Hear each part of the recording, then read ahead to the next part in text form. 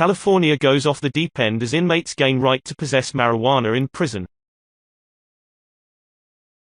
California's nickname has long been the Golden State, but it might be time to rename it the Land of Unintended Consequences.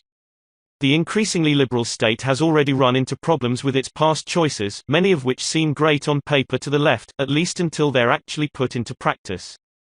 Sanctuary policies are a good example. They made West Coast liberals feel good but lead to rampant homelessness and poverty. Now, yet another bright idea out of California is having unintended consequences. A court in the state has just ruled that the 2016 recreational marijuana law passed there applies to everyone, meaning that even prison inmates must be legally allowed to possess pot. The 3rd District Court of Appeal's 20-page ruling says the state's voters legalized recreational possession of less than an ounce of cannabis in 2016, with no exception even for those behind bars, Fox News reported on Friday. That's good news for one group, prisoners who were facing added jail time because they got caught with drugs in the joint, if you'll pardon the pun.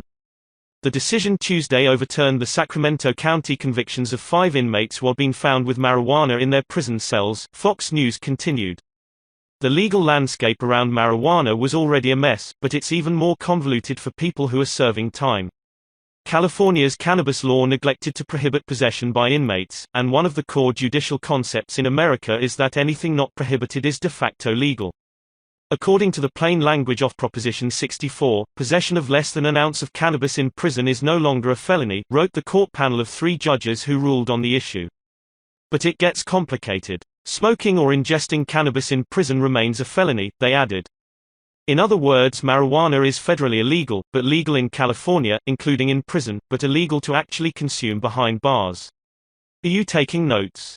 As if the issue wasn't murky enough, authorities also say that prisons can make it a rules violation to possess marijuana, just like other contraband.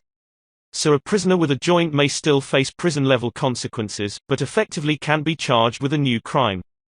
This ruling will prevent inmates from having years added to their sentences for simple possession, reducing overcrowding and saving $50,000 to $75,000 a year in unnecessary costs, Assistant Public Defender David Lynch told the Associated Press.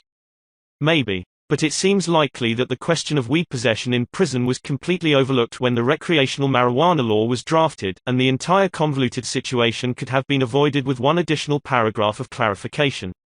This raises real questions about where the line should be when it comes to extending the comforts of home into prisons. A jail sentence is supposed to be a punishment, after all. Shrugging and going whatever, keep your drugs is just a stone's throw away from turning the big house into a frat house, so comfortable that it stops being any kind of deterrent. Maybe they'd like a PlayStation and some snacks to go with it. The real takeaway, though, is probably the ineffectiveness and foolishness of endless big government. Relying on bureaucracy to fix something is a fool's errand, often creating a dozen more problems instead of improving anything. California is becoming the perfect example of that, and it's happening right before our eyes.